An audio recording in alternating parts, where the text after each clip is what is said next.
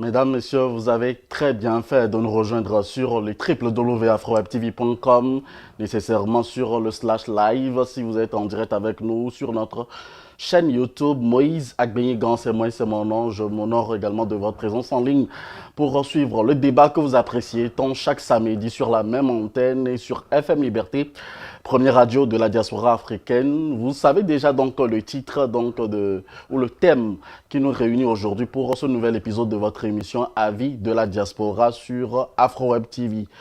La sécurité, la paix, le développement, le panafricanisme, les droits des femmes sont au cœur des discours pour cette 80e Assemblée générale des Nations unies. Que retenir des discours des présidents africains?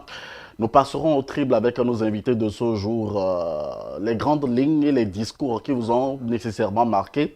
Nous vous donnerons aussi l'opportunité pour nous appeler sur le plus 1 319 462 89 79 numéro affiché à votre écran. La moindre chose que je peux vous demander en tant que réalisateur de cette émission est Roast, tout simplement partager le lien, ce lien avec les uns les autres pour que vous puissiez ensemble, nous puissions ensemble donc apporter nos pierres à l'édifice. Pour ce numéro d'aujourd'hui, j'ai le privilège de recevoir par Duplessis Monsieur Kokou Amedodi. Il est citoyen engagé, analyste politique. Merci infiniment d'avoir accepté notre invitation. Par Duplessis, nous avons le privilège aussi d'avoir un camarade journaliste, Monsieur Ousmane Sagara, de nationalité malienne, résident aux États-Unis. Bonjour, bienvenue dans ce numéro de votre émission Avis de la diaspora. Nous avons le privilège aussi de recevoir le professeur Pini Pini. On va corriger tout à l'heure les titres, ne vous en faites pas. Merci. Et ça fait chaud au cœur de vous recevoir tous sur ce même plateau où nous aurons donc à passer au triple fin des discours que nous avons tous entendus pour cette 80e session des Nations Unies. Première question pour ce plateau. Qu'est-ce qui vous a, vous, marqué au cours, sinon, les discours qui vous ont marqué au cours de cette 80e session ou Assemblée générale des Nations Unies? On commence avec le professeur Pini Pini. Bien, il y a déjà bien des choses qui peuvent marquer. Déjà, le décor lui-même. Moi, en tant que Congolais, ce qui m'a toujours marqué là, sur le décor, c'est les malachites que l'on voit là derrière tous ceux qui parlent, sur les pupitres de ceux qui sont là derrière. Et puis, toute la plaque d'or là, là derrière, d'où vient ça? D'où vient cet or-là et d'où vient ce malachite qu'on trouve là, le malachite presque brut qu'on trouve dans cette salle? Est-ce que, voilà, donc est-ce que le Congo n'est pas impliqué dans cela? Étant donné que, bon, on n'en parle jamais, mais je crois. Donc déjà, ça, moi, c'est ça qui est la première chose qui m'a toujours frappé dans cela. Mais également, ben, la salle elle-même, telle qu'elle est disposée, ben, des gens ils viennent quand même, ils partent de chez eux pour venir livrer des messages qui sont supposés être des messages importants pour le monde. Et ceux qui sont là, qui doivent les écouter, ne les écoutent même pas. Ils ne sont pas là. Déjà les Africains eux-mêmes. Ils ne sont pas là ils ne sont là que pour venir écouter celui qui les intéresse, et donc c'est leurs compatriotes.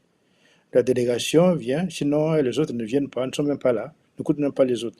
Alors je dis, mais alors c'est si bien que ça semble comme si les gens parlent devant une salle comme ça vide. Donc pourquoi on se déplace pour cela? Donc c'est déjà ça. Et puis, au-delà de ça, dans les discours, on va en parler, qui ont été tenus. C'est presque la même chose, tout le monde dit la même chose. Il n'y a pas tellement de choses importantes qui sont dites, enfin pour moi, du moins, que l'on peut vraiment retenir là-dedans.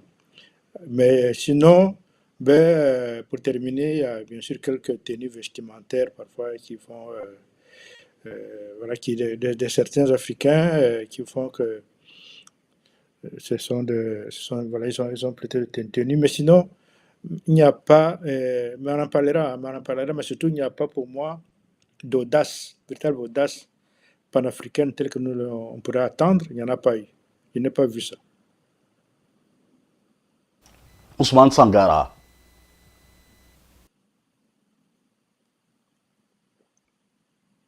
C'est moi, je dirais que il n'y a pas eu quelque chose de spécial qui m'a marqué cette année parce que pour moi, c'est un peu de la monotonie. Alors, la seule chose qui a un peu changé cette année, c'est les requêtes au siège des Nations Unies. Sinon, tout le reste, c'est habituel. Voilà, il demandait l'autonomie, l'indépendance totale africaine, tout ça, c'est dans des discours précédents. Mais cette fois-ci, beaucoup ont insisté sur la présence, sur l'octroi des sièges à l'Afrique, pour que l'Afrique aussi puisse porter sa voix. Voilà ce qui m'a un peu marqué cette 80e session. Merci Ousmane. Alors, monsieur Kokou Amedoji. Je salue déjà d'abord et très fraternellement tous ceux qui nous suivent en ligne. Avant de dire ce qui nous a marqué, je ne sais pas si on aura le temps de le dire. Je crois que pour la pédagogie, peut-être rappeler ce que ça représente, l'Assemblée générale des Nations unies. OK, et rapidement. Donc, c'est les Nations unies associées à la Société des Nations, n'a pas, d'après le fondateur de l'ONU, n'a pas su maintenir la paix. Donc, au sortir de la guerre, le 24 octobre 1945 exactement, a été tenu la première Assemblée générale des Nations unies. C'est raison pour laquelle cette année-ci, célébrons ou bien les dirigeants du monde sont partis à la 80e session de l'Assemblée générale des Nations unies. Il faut rappeler que les Nations unies, donc l'ONU, a trois objectifs. C'est le maintien de la paix et de la sécurité internationale, la promotion des droits humains, la promotion du développement durable et la coordination de l'aide internationale. C'est important parce qu'on va en revenir dans le reste et c'est pour dire que moi, ce qui m'a marqué, essentiellement, c'est deux choses.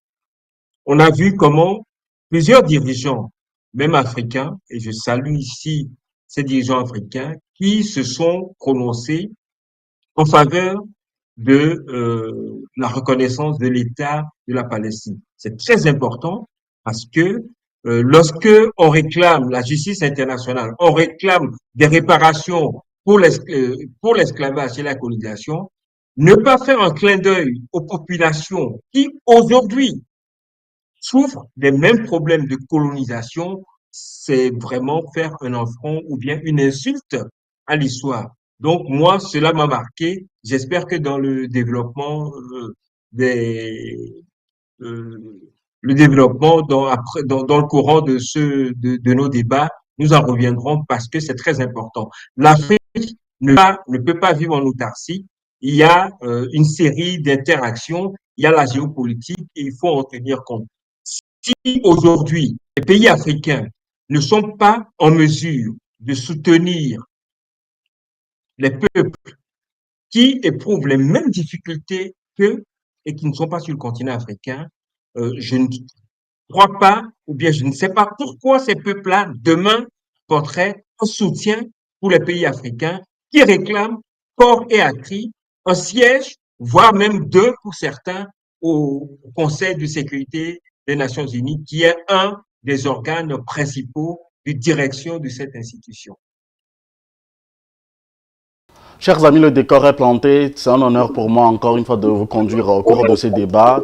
2 minutes pour les auditeurs, les téléspectateurs qui aimeraient donc être avec nous en direct. Monsieur, docteur, professeur Pinipini, à vous maintenant, est-ce que vous avez l'impression que ces discours porteront leurs fruits à l'issue donc de cette assemblée générale? Et voilà, comme a dit mon collègue tout à l'heure, le problème d'abord, c'est de savoir c'est quoi ça l'ONU, euh, que veut l'ONU et que peut faire l'ONU pour qu'on lui demande des choses. Donc c'est ça qui est d'abord important. Je crois que ça, c'est le décor à savoir. Ça a été dit que l'ONU a été créée en 1945, je crois, c'est à San Francisco. Mais l'ONU a été créée par les puissances qui ont gagné la guerre mondiale. Donc, et ces puissances l'ont créée contre les puissances qui n'ont pas gagné la guerre, notamment l'Allemagne et le Japon, qui n'ont pas gagné la guerre, et la Turquie. Donc, les puissances qui ont gagné la guerre se sont partagées ainsi, se sont mis ensemble pour pouvoir, pour rester puissants vis-à-vis de ceux-là de l'autre camp. Donc ça c'est la première chose qu'il faudra savoir. La deuxième chose, c'est que pour eux, l'ONU, donc pour les puissances qui ont créé l'ONU se base sur sa charte. La charte de l'ONU est bien plus importante que l'Assemblée générale. Donc la charte des Nations Unies, elle est au-dessus de l'Assemblée générale des Nations Unies. Il faut savoir qu'il y a 6 organes de l'ONU, l'Assemblée générale, la charte, le Conseil économique et social, la Cour pénale, la Cour internationale, le secrétariat. Et je crois qu'il y a un autre organe de droits humains. Ça fait 6. Mais de tous les 6 organes, le plus important, c'est la charte. Et la charte, elle est au-dessus. Et la charte dit qu'elle est tenue, disons elle donne prérogative à certaines puissances à qui elle accorde le droit de veto. Et ces puissances-là, nous les connaissons. Donc, ce sont elles qui ont gagné la guerre, justement, ce sont elles qui ont le droit de veto, à savoir les États-Unis d'Amérique, la Russie, la Chine, la France et l'Angleterre. Donc, il faut savoir que parmi les 5, il y en a 3 qui sont européens, étant donné que les États-Unis se penchent plus vers l'Europe que vers l'Amérique. S'ils sont avec les Américains, de toute façon, toute l'Amérique est plutôt européenne qu'américaine.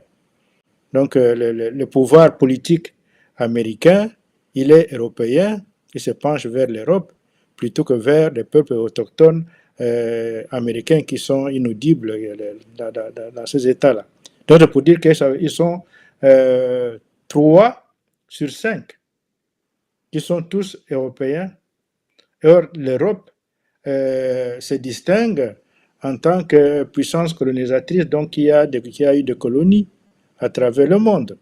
Cela veut dire que pour eux, s'ils se sont mis ensemble, c'est pour pouvoir avoir la main sur ces colonies-là, parce qu'on aurait pu s'attendre, oui, c'est vrai, s'attendre à ce que en 1945, étant donné la guerre qu'il y avait eu là, qu'ils puissent dire, écoutez, maintenant, avec tout ce que nous avons connu, on va accorder la souveraineté à tout le monde. C'est ce qui n'a pas été fait. Ils ont continué avec leurs colonies. Il fallait encore se battre longtemps pour que les colonies puissent devenir indépendantes. Donc, je veux dire, voilà donc le deuxième élément qu'il faudra savoir, que les rapports, pour eux, les rapports de force restent toujours en leur faveur. Or, il s'est fait qu'à partir de 1950, dans les années 50 jusqu'en 1960, quand il y a eu les indépendances des ex-colonies, y compris l'Inde, les choses ont commencé à changer et ils sont tous venus à l'ONU pensant qu'en venant à l'ONU, ils allaient avoir une voix, disons, peser contre leurs les anciens maîtres, pour ainsi dire. Mais les anciens maîtres avaient déjà eux-mêmes arrangé de telle façon que leur, leur pouvoir puisse rester intact. Donc sur ce niveau-là. C'est ainsi que et ce sont donc la crise dont on parle et dont on parle date de là. Et aujourd'hui, quand nos chefs d'État viennent demander 30 secondes. viennent demander viennent demander, je vais vite terminer, peut-être comme ça je continuerai, mais viennent demander d'avoir des membres permanents au Conseil de sécurité. Ben, il faut d'abord la charte soit d'abord changée. Donc c'est d'abord ça qu'il faut d'abord demander. Il faudra donc une nouvelle organisation, parce que si on doit changer la charte, on doit changer l'organisation telle qu'elle est aujourd'hui pour en avoir une autre. À ce moment-là, oui, on peut redistribuer les cartes, mais dans la situation actuelle, ça paraît pas possible de pouvoir changer. C'est pour ça qu'ils ont dit même depuis 20 ans, ils demandent, mais il n'y a rien qui change. Dans cette situation ici, ça ne changera pas.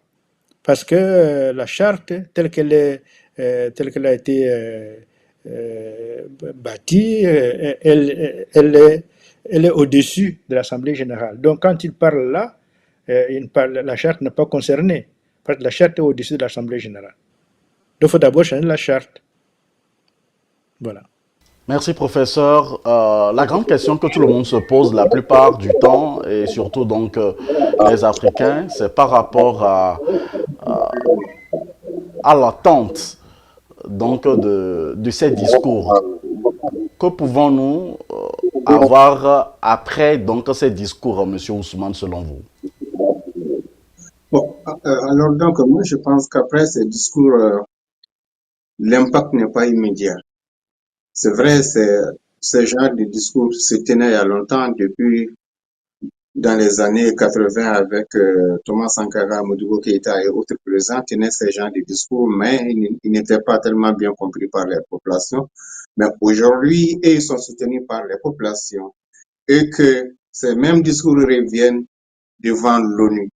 Donc, moi, je pense que l'impact, à force d'insister, il y aura de l'impact. Même si ce n'est pas dans le futur très immédiat, l'impact quand même est là. Il est là parce que les présidents africains ne peuvent pas toujours venir prononcer les discours, partir, et des années après, pas d'impact. Ce n'est pas possible. Cette fois-ci, moi, je pense que le fait que tous les États expriment maintenant le même besoin et qu'ils sont soutenus dans cette lutte par leurs populations respectives, donc il y aura de la réaction, bien sûr, au niveau de l'ONU.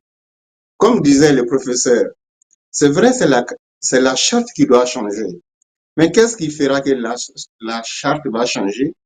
Il faut ces genres de rencontres pour qu'ils puissent exprimer leurs besoins. Et c'est ces rencontres qui vont pousser à faire changer la charte. Donc, s'il n'y a pas ce genre d'expression, donc comment ces détenteurs du pouvoir mondial peuvent savoir l'attente des autres afin de réviser la charte? Donc, le fait qu'ils entendent le besoin de ces chefs d'État africains et autres de manière interminable chaque année, je pense qu'il y aura des changements. Et qu'aujourd'hui, comme vous le savez, nous sommes en train de partir dans un monde, comment appeler ça, poli, pas unique, mais il y a la Russie et l'autre là qui sont en train de former un autre camp. Donc, vu tout ça, je pense qu'il y aura bien sûr des changements et que le soutien de ces différentes populations à leurs États feront qu'il y aura sûrement des changements. Alors, c'est votre avis. Monsieur Amedodi, dites-moi, est-ce que l'espoir peut renaître à travers ce changement, les aides et tout ce qu'on veut en Afrique, ou carrément, quels sont les changements qu'on pourra espérer à l'issue donc de ces discours ou de cette assemblée générale?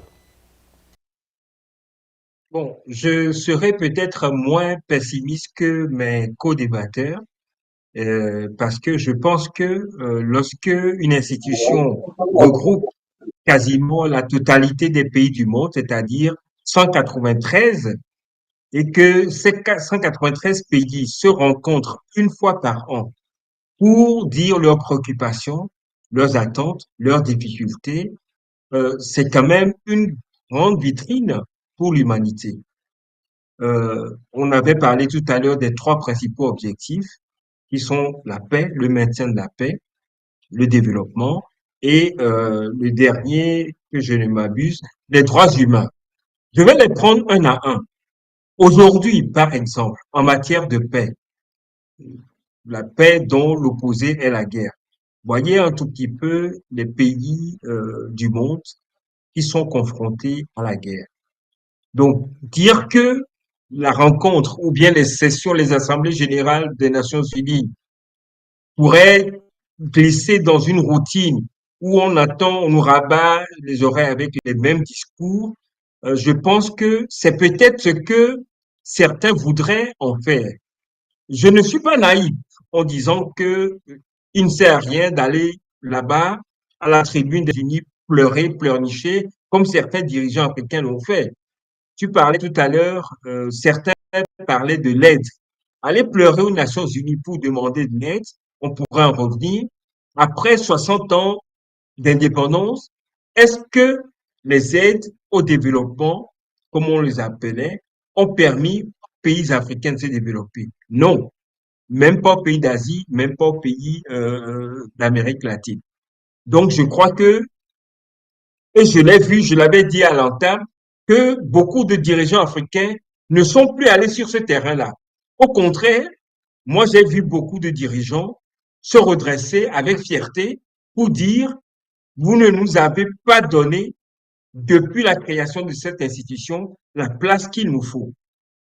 Donc, c'est une démarche de revendication et, sans citer le nom, on est même parti sortir la carte pour dire qu'il faut même décoloniser la carte du monde qui a été établie par Mercator. Donc, je crois que la démarche n'est pas inutile. Je parlais tout à l'heure des trois grandes composantes ou objectifs des Nations Unies. En matière de paix, on peut citer les pays.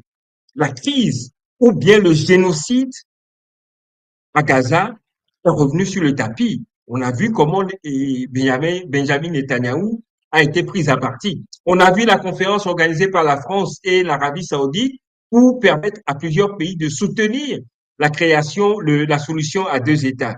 Il y a la crise, et je parle sous le contrôle du professeur Pinipini, la crise à Goma, où le président Félix Tshisekedi réclame également que ce qui se passe là-bas soit reconnu comme une situation de génocide. Il y a la guerre, encore un pays africain, au Soudan, que certains qualifient de crise humanitaire que l'humanité n'a jamais connue. On peut parler de la guerre en Ukraine, on peut parler des difficultés en Syrie et dans d'autres pays, en Iran et comment et dans d'autres pays du Moyen-Orient. En matière de développement, on a vu plusieurs dirigeants, lorsqu'ils viennent, surtout africains, ils essayent de peindre ou bien de dire qu'ils ont progressé en matière de développement en se référant aux principaux indicateurs de développement mis en place par les Nations Unies. Bon, nous sommes, on l'a dit tout à l'heure, c'est une vitrine où les pays viennent se vendre.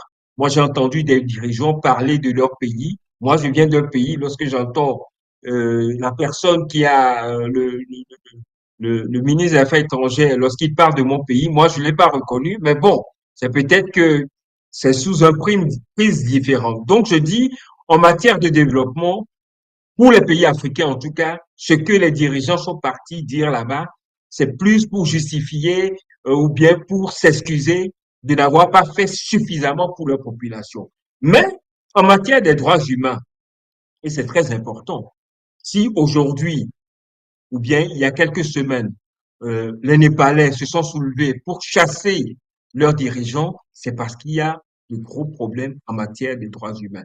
Si aujourd'hui, encore au Madagascar, il y a des troubles, je crois que hier, il y a eu entre 5 et 6 morts, c'est parce que la problématique des droits humains n'est pas résolue. Je parle de ces pays-là pour dire, lorsque on interdit aux gens l'accès à certains services primordiaux, c'est-à-dire l'électricité, l'eau, l'Internet, les populations se révoltent, voire se rébellent. Donc, c'est un message fort que les dirigeants du monde doivent entendre. Maintenant, pour terminer, pour chuter par là, je l'ai dit tout à l'heure, pratiquement tous les dirigeants africains ont réclamé, et je ne parle pas des modalités d'accession à cette revendication, mais ils ont réclamé des réformes du Conseil de sécurité. Monsieur Pinipini parlait tout à l'heure de 3 pays d'Europe. Non, je crois, c'est effectivement 3 pays de l'Europe, c'est-à-dire la Russie, sauf si Monsieur Pinipini ne le place pas en Europe, la Russie, la France et la Grande-Bretagne. Les 2 autres pays, ce sont les États-Unis, qui sont américains, en tout cas au niveau géographique, la Chine. D'accord? Donc, ces 5 pays-là, comme on l'a dit tout à l'heure, malheureusement ou heureusement pour eux, au lendemain de la guerre, ce sont les grands victorieux et qui se sont attribués les 5 sièges permanents du Conseil de sécurité. Aujourd'hui, et certains dirigeants en ont parlé, lorsqu'on tient compte de la 10 superficie secondes. du continent africain, de la taille, et je finis par là, de la taille de population des pays africains, de nos ressources, je crois que c'est une revendication qui mérite d'être portée et j'espère que dans les années à venir, les pays africains vont s'organiser pour que cela ne soit plus uniquement des plaidoyers ou des discours à la tribune des Nations Unies. C'est en cela que je rejoins les co-débatteurs pour dire qu'il ne suffit pas chaque année d'aller aux Nations Unies avec de beaux discours pour dire que nous attendons que nos droits soient entendus et que la justice soit faite. Il faut des rapports de force et j'espère que nos dirigeants vont travailler à ce que cette revendication soit entendue et soit répondue dans les jours, les semaines et mois à venir. Chers amis téléspectateurs, vous êtes sur AfroWeb TV. La ligne est maintenant ouverte sur le +1 319 162 89 79 pour vous permettre vous aussi de participer à ce débat que vous suivez de par le monde. Alors, je voudrais qu'on s'intéresse maintenant à toutes ces grandes résolutions donc, qui ont été prises nécessairement, vous le savez vous aussi, la nécessité d'une réforme du Conseil de sécurité, vous l'avez dit également, Monsieur Sagara, et vous l'avez souligné, pour mieux également soutenir, pour mieux représenter les réalités géopolitiques actuelles. Quel impact selon vous, professeur Pinipini? Oui, donc avant de répondre à cette question, je voudrais d'abord dire que en suivant tous les discours de nos représentants là-bas à l'ONU, moi j'ai retenu un schéma qui est presque le même pour tous. Ils ont commencé par remercier le président de la séance, de la session actuelle et son prédécesseur, ainsi que le secrétaire général C'est de des bonne Nations Unies manière. et tous les secrétariats. Oui, tout à fait. Mais tout le monde a fait ça, ce qui n'était pas mal. Alors, deuxième moment, c'était de célébrer les 80 ans de l'ONU et critiquer après l'inaction de l'ONU.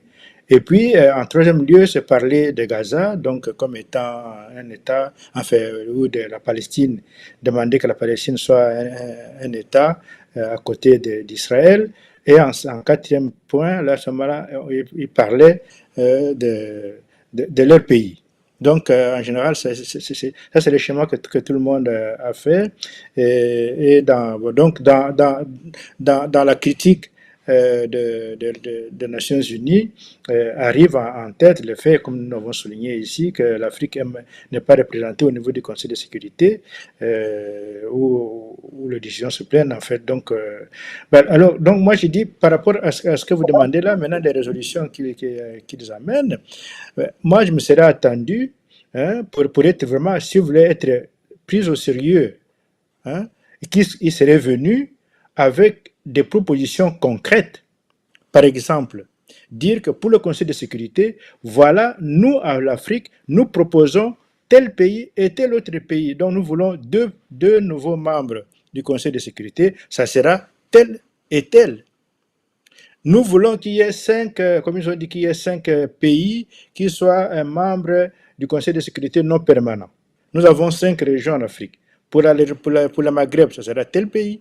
Pour l'ouest de l'Afrique, ce serait tel pays. Pour le centre, c'est tel pays.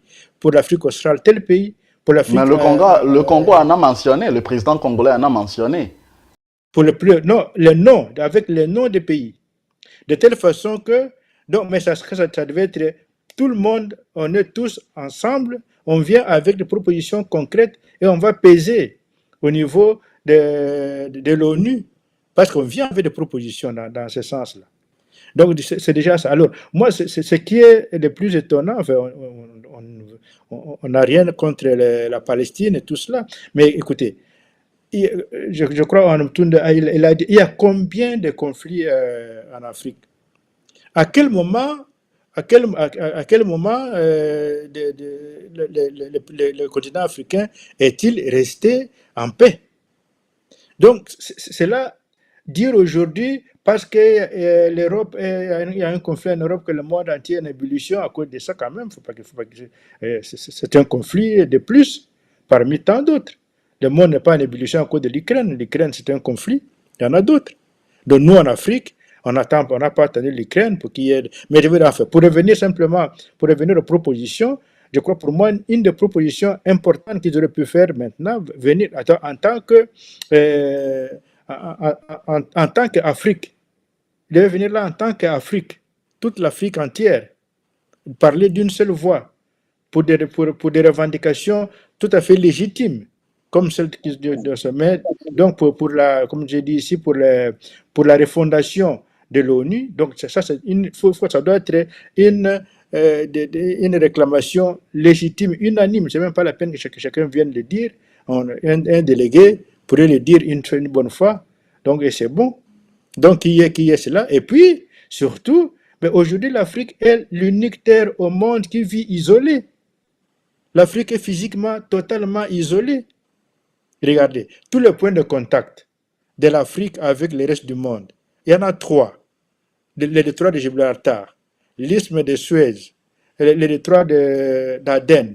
Mais tous ces points de contact-là, il n'y a aucun contact avec personne. L'Europe qui est là-bas, et l'Occident, il met des troupes, s'accapare, privatise la Méditerranée. Mais voilà des choses aussi très importantes qu'il faudra les dire là-bas. La Méditerranée appartient à tout le monde. Pourquoi l'Europe doit-elle s'en accaparer et interdire aux Africains de mettre le moindre pied? Il n'y a aucun contact. Il n'y a pas de tunnel entre l'Afrique et l'Europe. Pas de tunnel, même pas de pont. L'isthme de Suez a été détruit. Maintenant, c'est un canal qui a été construit. Mais ce canal qui a été construit, quelle est la compensation pour l'Afrique? Rien du tout. Le détroit d'Aden, c'est 23 km seulement. On peut construire quand même un tunnel, on peut construire des ponts. Il y a des ponts de 40 mètres dans le monde maintenant, de 40 km. Pourquoi ne pas le faire là-bas? Rien du tout. Donc l'Afrique est isolée, l'Afrique est contenue. Les Africains doivent vivre en prison là-bas, dans leur Afrique. Mais cela, c'est ça qui devait porter, parce qu'il faut quand même donner à la jeunesse africaine l'espoir. Nous doit avoir la mobilité pour la jeunesse africaine aussi. Nos voisins, c'est l'Asie et l'Europe. Or, avec l'Asie et l'Europe, nous n'avons pas de contact. Nos dirigeants ne voient pas ça. Parce qu'ils prennent les avions, il n'y a pas de souci, ils vont se promener partout, il n'y a pas de problème. Mais leur population va où?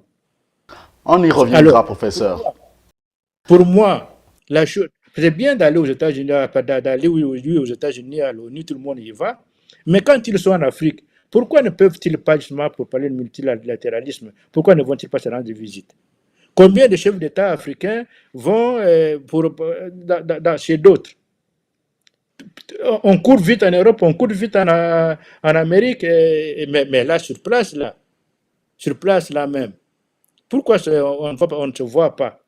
On attend que simplement d'aller une fois à Addis Abeba pour les réunions de l'Union africaine. Mais en tant qu'Africain, que frère africain, on va voir celui-là, on va voir un tel autre. Comme ça, ça va montrer au monde entier que nous sommes. Mais ils ne se voient jamais. Ou rarement, c'est très rare. Il y a des chefs d'État africains qui ne vont jamais nulle part, pas en Afrique.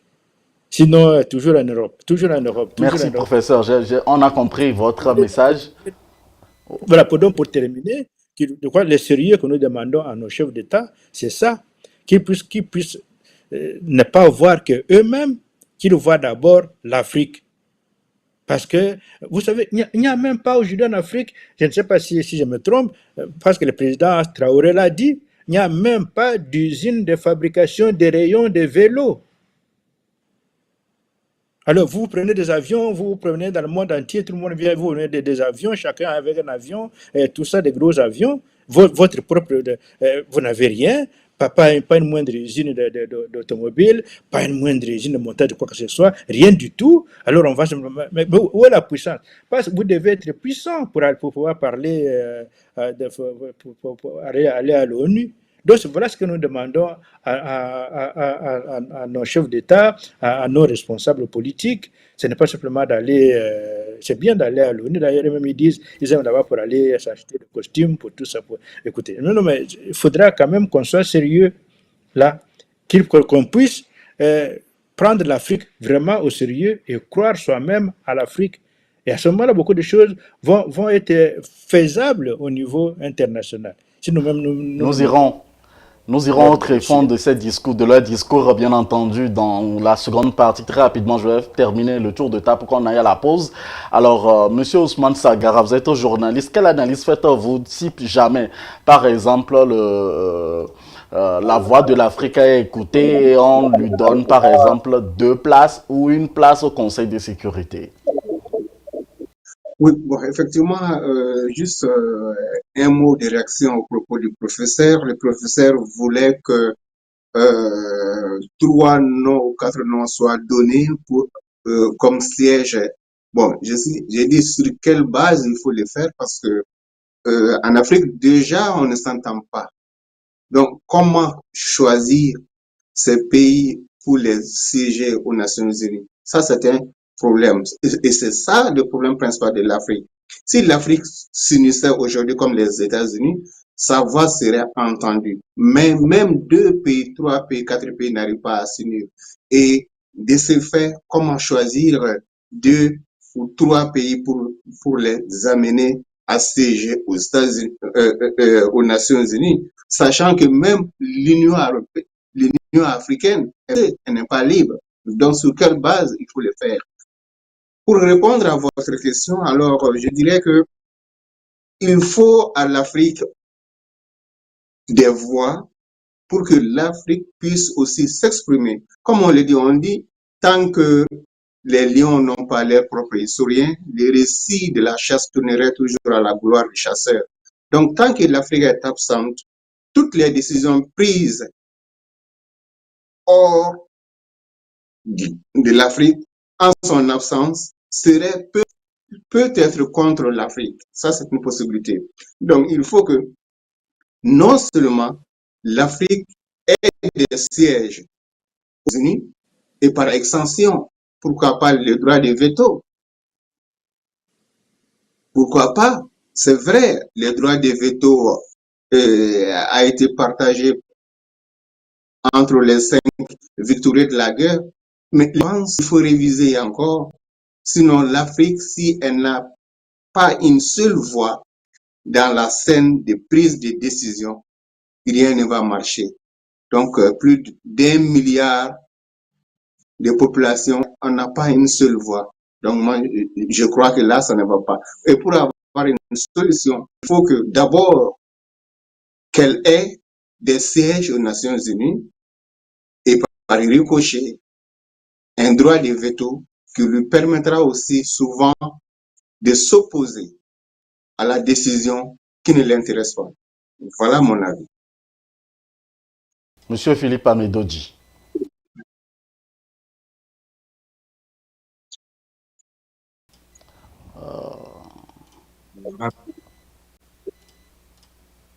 Toujours dans cette démarche de pédagogie, que le secrétariat général des Nations Unies a été occupé à 2 reprises depuis la naissance de l'ONU par 2 personnalités d'origine africaine, un Égyptien en la personne de Boutros Boutros Ghali et Kofi Annan ghanéen, Afrique occidentale. Donc, l'Afrique, comment, le Maghreb et l'Afrique occidentale.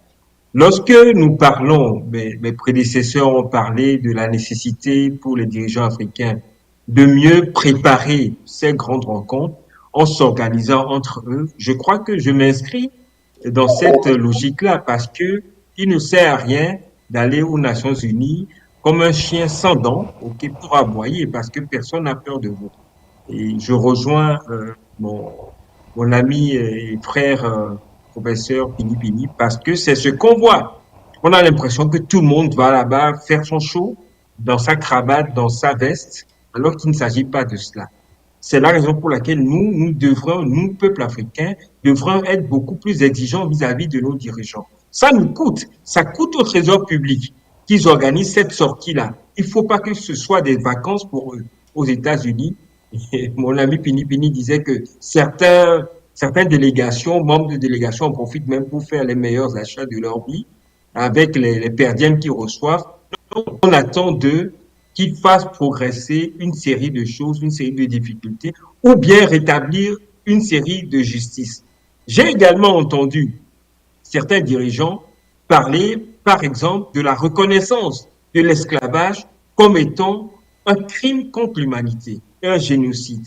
Il y a eu quand même 12,5 millions, le président ghanéen l'a dit, 12,5 millions déportés pour travailler dans les plantations de canne à sucre, surtout aux États-Unis, pour financer la révolution industrielle. Aujourd'hui, nous, on a du mal à réaliser notre décollage industriel.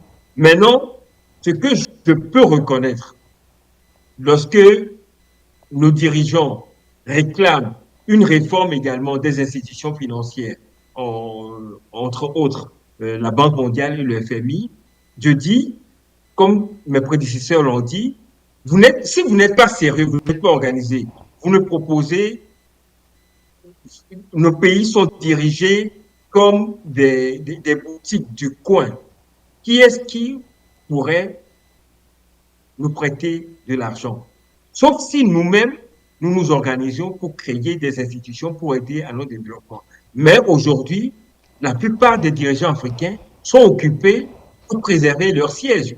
Ils ne travaillent pas pour le développement de leur pays, mais ils courent présenter des discours aux Nations Unies en mentant sur l'état de développement de leur population ou de leur pays. Ce qui montre le peu de sérieux, ou dénonce le peu de sérieux qui font que les interlocuteurs, parce que vous posez la question, qu'est-ce qu'on peut s'attendre? On peut pratiquement, pour l'instant, rien s'attendre de retour parce que nos dirigeants ne sont pas dignes de confiance. En tout cas, la plupart de nos dirigeants, il y a certains pays, dirigeants africains, qui ont montré qu'ils peuvent travailler pour le bien-être de leur population, ils peuvent investir. On ne va pas nous dire que c'est en l'absence, on ne va pas nous dire que c'est parce que la Banque mondiale ou le FMI n'ont pas financé des euh, en RDC qu'il n'existe pas en RDC des usines pour transformer les minerais précieux. OK? L'argent, des prêts ont été consentis, mais ont été détournés par le personnel politique. Je parle de l'RDC, je peux parler de plein d'autres pays. Aujourd'hui, les pays africains sont les plus endettés au monde. Les États-Unis c'est vrai, pays le plus endetté, mais on voit ce qu'a servi la dette aux États-Unis. Dans nos pays, rien du tout. Lorsque le professeur Doucet, parlant du Togo, parle de pistes rurales, ok, oui, on sait, les pistes rurales permettent l'acheminement des produits vivriers jusqu'au centre de concentration urbaine. Mais ça ne suffit pas, ok? Donc, on attend de nos dirigeants un peu plus de sérieux au niveau de la gestion des affaires publiques dans leur pays avant de se présenter là pour être pris beaucoup plus au sérieux par rapport à ce qu'ils disent et par rapport à ce qu'ils revendiquent comme droit que nous, les peuples africains, nous soutenons également. Donc voilà un tout petit peu ce que je peux dire au sujet des retours possibles et au sujet des exigences des populations africaines par rapport à la gouvernance de nos pays respectifs. Merci à vous d'être avec nous, chers amis téléspectateurs. Nous allons permettre aux téléspectateurs et surtout à nos invités de s'énergiser un peu et de se ressourcer surtout pour qu'on revienne juste après, juste 1 minute 60 secondes. Nous avons des impératifs et grâce à vous, bien sûr, pour des publicités. Faites-nous confiance, c'est ici, c'est nulle part ailleurs, ne bougez surtout pas.